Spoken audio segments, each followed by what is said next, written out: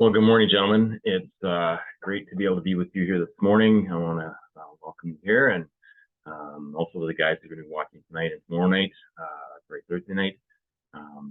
It's good to be here, and thank you for this opportunity to meet with you. Today, I want to talk to you about the topic of training versus trying.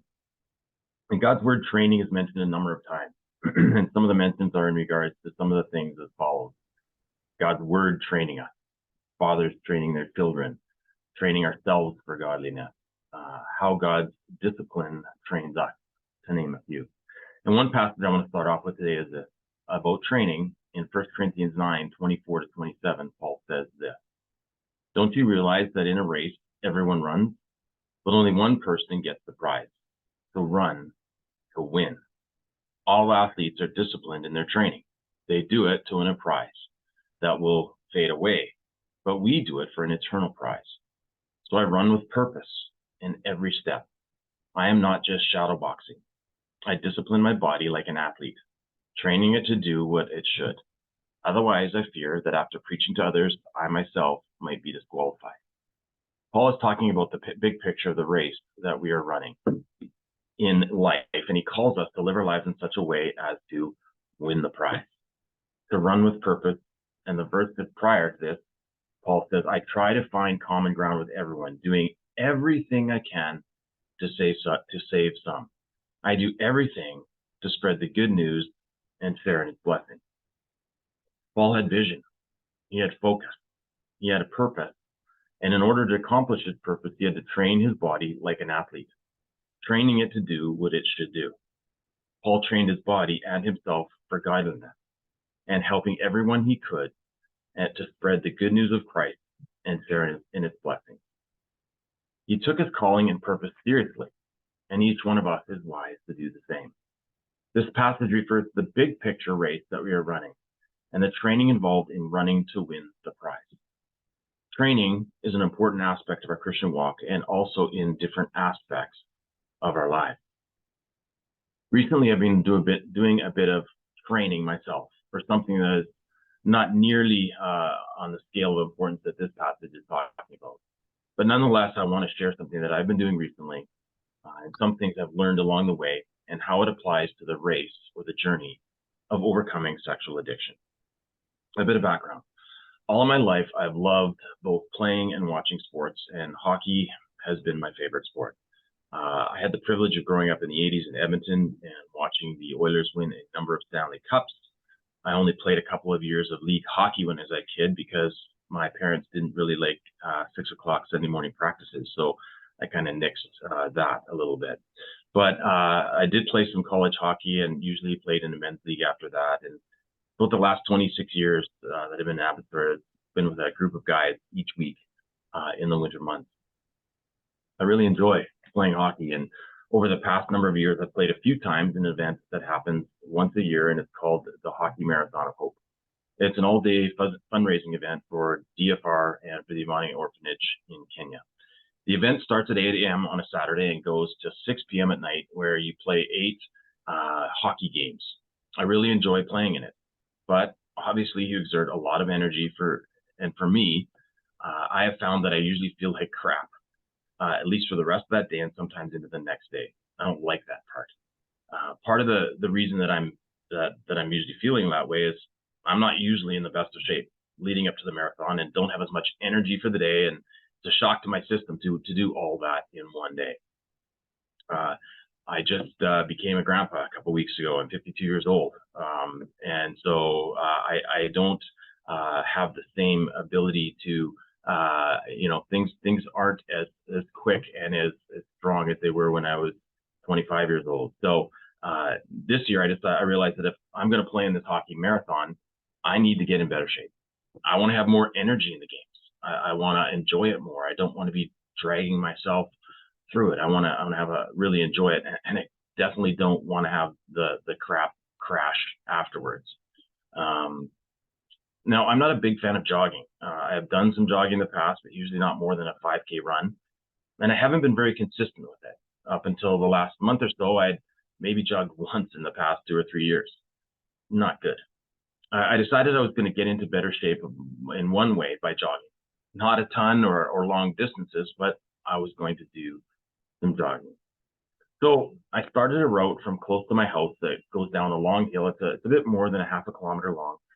Then across the street, around a park that has a couple of playing fields, and I would walk the rest of the way. I would go around that park field 2 times, and then I would come back up the hill and would maybe start jogging a little bit at the bottom, but stop and walk the rest of the way up the hill. Now on this hill, there's like 10 light standards on the side of the hill, and I decided to start jogging a bit further up the hill than each time I went for a jog. Sometimes to the next light standard each time. You know, the first time I did it, I think I went up to the second light standard, and then I stopped jogging and walked the rest of the way up the hill. The next time I went out, I jogged down the hill, around the fields twice, back up the next light standard to the third one, stopped and walked the rest of the way up the hill, because jogging up the hill is not the funnest thing, and I wasn't ready to jog more than that. And I checked my time each time to see if I was making progress. And I found that each time I ran this route and got to the previous best light standard mark, I was getting there faster than the last time I ran to it. The next time I did this circuit, I ran to the 4th light standard and was pretty exhausted, but I was able to push through. The next time I pushed through and went to the 5th light standard, where it was about all I could do. The next time I got to the 6th light standard, I was basically increasing by the distance of 1 light standard at a time. But the next 2 runs, I only went about 1/3 of the way past my last run, and the next time it was only another 1/3. I didn't even get a full light standard in the next 2 runs. I wasn't going far past my previous best, but I was determined to push myself to get to at least a little bit farther than the last time. My increases were less than previous times, but they were increases nonetheless. And you got to know and realize that some of these days I didn't feel like jogging. In fact, there were some mornings where I was like, I had ice cream last night and maybe didn't eat really healthy the night before, and I hadn't fueled my body well, so I didn't feel as strong for the jog. Obviously, the first part of my jog down the hill was easier than going up the hill, and jogging around the field 2 times wasn't too bad either. But I knew the hardest part was the last part of the jog up the hill, especially because my goal was to jog farther than I had previously did before. Going around the track when I was in the middle of the jog and thinking about having to go up the hill, I sometimes would reason myself, you know what? If I don't jog all the way to the previous best point, it's okay. I don't have to do that. I thought of reasons why it would be okay to not do so. And jogging the first 2 telephone poles is hard, but to keep jogging up further and farther, it can be pretty intense. Your lungs are burning, body wants to quit, take the easy way out. By the time you stop, you're gasping for air. And if I let my body determine how far up the hill I was going to go, I wouldn't have been able to accomplish the goal of going farther each day. I had made a number of decisions. First off, that I was going to jog regularly to get in shape for this marathon. I made the decision that I was going to at least match or beat the distance jogging up the hill each time. I don't know if I'd made that at the beginning, but after I started jogging, I kind of made that decision as I was going along. And I had to make decisions during the jog that kept me on track with those goals, because I was tempted to give in to the easy way out, to think of excuses why it'd be okay to not go as far, and possibly quit before I had my goal reached. And I had to choose to not listen to those thoughts, but instead choose to say, no, I'm going farther today. Nothing is going to stop me from getting to that new farther spot. I'm doing good. It's going to be good. I can do this. It's going to be okay. Keep going. You've got this.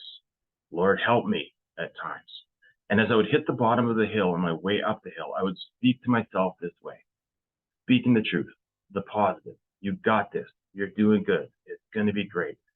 I'm making it to the next telephone pole. I'm not quitting. I would tell myself all these things all the way up the hill, lungs burning, breathing laboring, legs exhausted, till I reached the last furthest point, went farther to the next spot I had set a goal for. I remember I was going down the hill the last 2 or 3 times that I did this.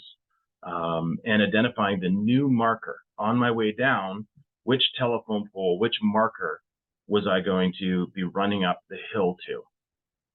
And I made that spot my goal in my mind. I started it out there. That was where I was jogging back up to. I was looking for that new spot, and I made that new spot part of my focus. I had to dig in and push myself past my comfort zone where it would have been easy to stop, but I had a goal. And when I reached when I reached those markers, it was a feeling of accomplishment. I was exhausted. I was, kind of at the end of what I could do, but I had jogged up the hill farther than I thought was possible just a few weeks before. And I only had 2 more telephone poles to get to reach the top. But I set a new goal to jog the whole way up the hill. As I was going along, I could see, I can go farther. Okay, I'm gonna jog all the way up the hill. Which, if I thought of that a few weeks ago, I'd have been like, yeah, right. And then it would be the rest of the way to my house. And I'm thinking I could probably set farther goals of what I can accomplish that I never thought were possible just a few weeks ago. Yesterday, Monday, I didn't really feel like jogging, but there was a part of me that looked forward to the challenge of going farther up the hill. I had 2 telephone pole sections left to get to the top of the hill. And I said, I'm going to at least get one section done, maybe 2. Again, I was not feeling physically strong yesterday and could feel it as I was going around the fields. But I said, I'm doing this. Nothing is going to get in my way of doing this. There are a bunch of guys counting on me to do this. I wasn't looking forward to the middle section of the hill. That was a real grind, but I was looking forward to reaching my goal. It was hard, breathing heavy, putting one foot in front of the other. I wasn't going fast, just trying to keep running up the hill. And I continued to encourage myself. I can do this. I'm going to make it. And I pushed through to the next light standard, the farthest I've been up the hill. And when I got to that one, I said, let's go. And went the rest of the way to the last light standard at the top of the hill. I ran all the way up the hill. One of the first things I said was, I can't believe it. I can't believe I ran the whole way up the hill. Again, if you'd have told me a few weeks ago that I would jog all the way up that hill, it would have been hard for me to believe that. I couldn't have done that a month ago. Try as I might, it wouldn't have happened. I couldn't have done a month ago what I did yesterday. My lungs, legs, and body wouldn't have been able to do it. And my mind, spirit, and will would not have been ready either. How did that happen? I didn't try to make it happen. I trained to make it happen. And Austin, you can put the notes in the chat there if you've got them. You see, when it comes to training versus trying, Craig Groeschel, who's the lead pastor of Life Church, says this. Training is what I can do today to enable me to do even more tomorrow. Training is doing what I can do today to enable me to do even more tomorrow. How did this work for me? Well, one of the things I've realized is I need to be healthier. I have a goal to be healthier in my life. I don't have a job that I get a lot of exercise with, and life can be busy, and so I have to be intentional about getting exercise, or it doesn't really happen. So overall, I have a goal. I want to be healthy. I want to be healthier. And in order to do that, one important aspect is to get physical exercise. There's eating involved, there's sleep, there's all those different kinds of things, but physical exercise is one of those things. So I had a goal to be healthier.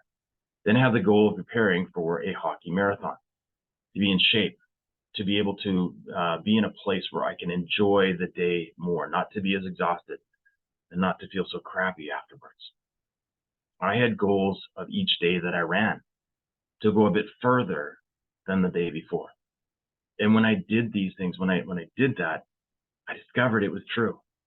Doing what I could do each time I ran enabled me to be able to do more the next time that I ran. And what I did yesterday, I couldn't have done a few weeks ago. And if I keep training this way, I'll be able to do in 3 weeks from now what I can't do today. Craig Groeschel also says this about training versus trying. Trying doesn't work. Training does. What's the difference? To try is to attempt to do the right thing by exerting effort in the moment. To train is to commit to developing strategic habits that equip you to do the right thing in the moment. Let's say you have a trying-based approach to change. The moment arrives, like it usually does every day, and you will have the opportunity to do the good thing you want to do, or you will be hit with the temptation to do the bad thing you don't want to do. In that moment, you will remember your goal. So you'll muster all your willpower and determination and hope that it's enough. If you commit to a training-based approach to change, it's not about the moment, but about what you do before the moment comes. You engage in strategic habits, in deliberate disciplines that equip you to be ready when the opportunity or temptation arises. If you train when the moment arrives, you won't need to try nearly as hard as you used to, but you'll get better results. In your sexual addiction recovery journey, gentlemen, do you feel like you are trying more than training, or training more than trying? I'll have a number of questions here that just to be able to spur some thinking for yourselves. Do you feel like you're prepared for temptation prior to the temptation coming? Are you training with strategic habits? Are you being deliberately in your training in certain disciplines? Are you training to be equipped? You know, as we think about the recovery process that we're in, has lots of strategic habits and disciplines in them. You know, the 5 commandments, morning prayer each day, 15 minutes of recovery material or podcasts each day, weekly regroup with your brothers, 1 phone call to a brother each day, evening prayer, all clear accountability each night, wingman weekly accountability, reasons why you want to overcome your why. Why am I doing this? You know, sexual addiction recovery game plan. How am I going to overcome this? What's my game plan? There's sexual addiction recovery versus. There's attending and participating, obviously, in ReGroup. The 12 step work. As I think about that, it's sort of like those could be like certain telephone poles on the hill of your recovery journey. You do 1, and then you do 2, and then you keep moving through. And I know sometimes that can be difficult, but I want to encourage you that that's part of the training, putting yourself in a position to be stronger when temptation comes, dealing with some of the soul wounds that might be there, and some of the things that could be holding you back. There's also surrender to God and dependence on the Holy Spirit. There's plans for dealing with triggers and temptations, the WhatsApp connection with the other ReGroup guys, and more. So how are you implementing the strategies and disciplines available for you to train well to overcome? I want to come back to kind of some of the things that I learned. I realized that my short little training exercise is not a very long or big one. But there were some things that I learned as going along that I felt were similar to the sexual addiction recovery journey. What have I learned? You have to have a goal in mind. You have to have a vision for why you're doing what you're doing. So what is the goal or goals that you have in mind to overcome sexual addiction? What is your vision for what you want to accomplish with God's help? What is your vision for when you put this training into place, when you do overcome? What do you see the end result being? What do you see the things that are going to change and be different and better in your life as a result of that? It's important to have that vision. I started to set goals for how far I could run up the hill, as I mentioned. What goals do you have in your recovery journey? Do you have incremental markers in place of how you want to progress up the hill in your recovery journey? 7 days, 50 days, 100 days, 500 days, 1,000 days, all clear. And I know some of you, as I say some of those numbers, it feels like, man, that's impossible. How could I ever get that high? And some of you look at that like I looked at the hill for me and realized, you know, I thought there's no way I could run up that hill. But as I took that hill at smaller chunks at a time, doing what I could do on that day, it made me stronger to do the next day, what I couldn't do the day before. So I encourage you, what incremental goals do you have for your recovery journey? As I was consistent with running, I was going faster and farther in less time. Not because I'm anything great, but because my body was getting more used to it. I was getting in a bit better shape. My question here is, how consistent are you being in your recovery process? What does your 5 commandments check-in look like? How consistent have you been in continuing to work through each of the 12 steps, even though sometimes it's difficult? I usually felt pretty good after the run. Yes, I was tired, but there's a real satisfaction there. And I found overall that I had more energy. I wasn't as tired. My question is, do you believe that your training to overcome will produce good and healthy benefits for you and your life? I was encouraged to see what I could accomplish through training as opposed to trying. Do you see how training today can get you farther tomorrow? How consistently doing the recovery work gets you farther along and in a stronger place in being able to do the right thing when tempted to give in. I realize that disciplining yourself is not easy. See, your spirit and your soul have to rule over your body. In your recovery journey, do you surrender to what your body wants, what your flesh wants? Or does your body submit to what your soul and spirit want? What part of you is in charge? There'll be lots of reasons and excuses as to why I don't want to or need to run on the day I'm supposed to run. I have to choose to keep being disciplined and speak the truth to myself to get to where I need to go, even when I don't feel like it. I have to keep my eyes on the goal, the reasons, the why I'm doing this. What are the reasons, my question for you, what are the reasons or excuses that you face as to why you don't want to or need to do the work of recovery? What truths do you need to be speaking over yourself in order to keep you moving forward and farther than you are right now? Like when I was at the bottom of the hill, I had to speak the truth over to myself over and over and over and over again to help me to get up the hill. What are the truths that you need to be speaking over yourself? What are the lies that you need to eliminate from your life? Are your eyes focused on the goal, the reason, the why you're training to overcome it? Are you encouraging yourself and others on to push through when it's tough, to speak the truth over what you feel, not settling for less than what you're committed to, not taking the easy way out? I thought about this. I'm kind of doing this training on my own, and I don't have other people running with me. But I was thinking, man, if I had 3 or 4 or 5 other guys that together each day we were going out and we were training and we were getting stronger and we would encourage one another on, that we'd pick each other up when we're down, that would, man, what could happen through that is even more than the training I could just do for myself. And in being a part of ReGroup, being a part of this process, we have others alongside us.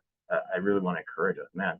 We have such an opportunity to spur one another on, to encourage one another on, and to help each other to be able to get farther and further in our recovery process than we can do on our own. These are all important questions to ponder, and if we're going to train well to overcome sexual addiction. And I realize, gentlemen, there is a lot of questions that thrown into it, a lot of things here. I want to encourage you to pick 1 or 2. You don't have to go through them all. You can if you want, but pick 1, 2, maybe 3. What are some ways that you can train better in your sexual addiction recovery to be able to do today, what you can do today to enable you to do even more tomorrow? That's what training is. Doing what I can do today to enable me to do even more tomorrow. As I keep doing this training, I see the progress. I reap the benefits. I see the possibilities expanding to what is possible for me to do tomorrow, what I couldn't do today. And I'm encouraged. And I'm looking forward to how it is going to benefit me when I play 8 games of hockey in 1 day in a few weeks. I want to encourage each one of you to continue to train versus try in your recovery journey. As you depend on God to help you, continue to train to do what you can do today to enable you to do even more tomorrow and next week and next month and the years that lie ahead. I'm cheering you on in your journey to overcome sexual addiction in your life. God is too, but more than that, He is there to empower you to do what you can do today, to enable you and empower you to do even more tomorrow. Blessings on you as you walk this journey 1 day at a time.